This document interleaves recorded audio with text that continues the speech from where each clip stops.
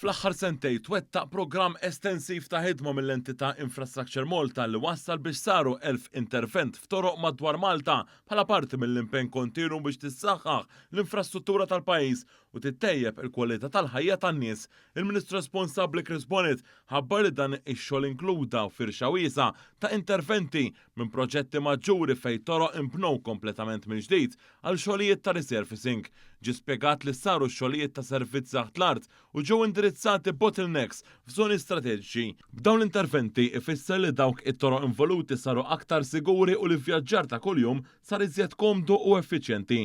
Dawn it-toroq twettqu fl-istess waqt li kompla għaddej ix-xogħol fuq proġetti infrastrutturali maġġuri oħrajn, inkluż dak tal-Imsejda Creek, il-Pjazza ta' Buġibba u riġenerazzjoni estensiva f'Witiline. Tul il-proċess ingħatat importanza l-komunikazzjoni mal-pubbliku b'informazzjoni regolari dwar il-proċess fil-proġetti. Il-Ministru Bonnet qal li dan jirrepreżenta mira importanti, iżda wkoll pedament għal aktar investiment fil-futur b'impenn ċar favur infrastruttura moderna, sostenibbli u ppjanata li tilqa' ħtiġijiet tal-pajjiż.